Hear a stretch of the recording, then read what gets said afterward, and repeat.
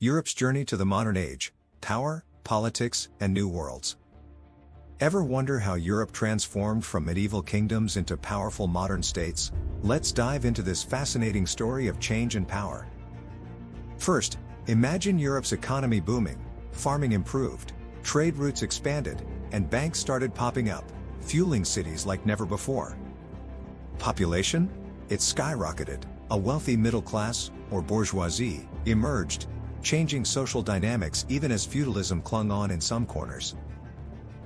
Meanwhile, monarchs weren't just sitting back. Between the 14th and 16th centuries, they started turning the tables, centralizing power like pros. Say goodbye to wandering courts. Permanent courts took charge, bringing order to the kingdom and ending the medieval chaos. Royal power got a glow up with civil servants, bureaucrats paid by the king to run things smoothly and keep control tight. Diplomats entered the scene, ambassadors representing monarchs abroad to keep alliances strong or to spy when necessary. Here's a power move. Monarchs weakened the nobility's grip, making themselves the true bosses of the land. To fund all this, a new taxation system was crafted, so the king could afford his court, army, and grand plans. And forget private armies, monarchs built their own professional standing armies, loyal only to the crown. By the dawn of the modern age, nations ruled their people with laws and systems, and they weren't shy about diplomacy or drama with neighbors. England was struggling with civil wars and battles against France, while France itself grew richer and stronger, centralizing power big time. Over in the Holy Roman Empire, the sprawling Habsburg family ruled a patchwork of territories with their own quirks. Spain's big move? The marriage of Isabel from Castilla and Fernando from Aragon in 1469, a royal power duo like no other. They didn't merge kingdoms outright, each kept its own laws and coins, but ruled together, pushing shared policies for international clout. The Catholic monarchs had bigger plans: conquer, annex, and marry their way to control over all Iberian lands. Take Granada, the last Muslim kingdom in Spain. A civil war inside made it ripe for conquest. King Boabdil surrendered in 1492, end of an era.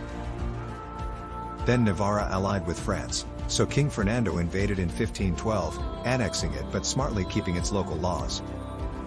In Portugal, royal marriages sealed bonds. Isabel and Maria, daughters of the Catholic monarchs, married King Manuel I, linking kingdoms tightly.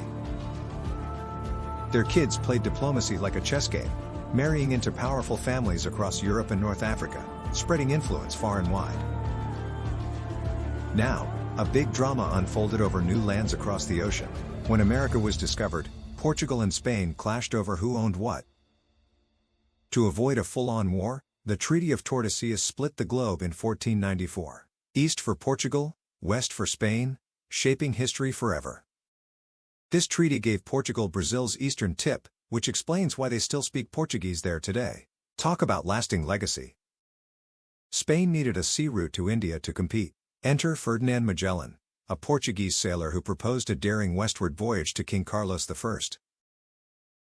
In 1519, 5 ships set sail from Sevilla. Magellan died en route, but Juan Sebastián Elcano finished the voyage in 1522, the first circumnavigation. But wait, the Americas weren't empty. Pre-Columbian civilizations like the Aztecs, Maya, and Incas had rich cultures and booming societies.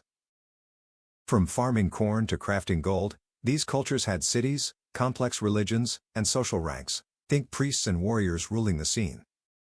The Aztecs, rising in central Mexico, built stunning cities like Tenochtitlan and developed pictographic writing and precise calendars. Their religion was epic, with Huitzilopochtli, the sun god, leading the charge. Talk about a cosmic VIP. Over in the Yucatan and beyond, the Maya thrived early on, famous for city-states like Tikal and for their advanced astronomy and use of zero. They worshipped nature gods and made human sacrifices. Yep, things got intense. Their glyphs told stories carved in stone and bark. And then the mighty Incas ruled the Andes with a vast empire, connected by roads stretching from Cuzco to distant lands. Their emperor, the Inca, was seen as a descendant of the sun god. Talk about divine right to rule.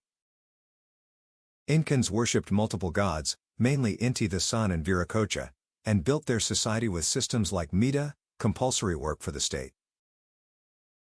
Their economy thrived on corn, potatoes, llamas, and alpacas, crafting amazing ceramics, gold, and copper items.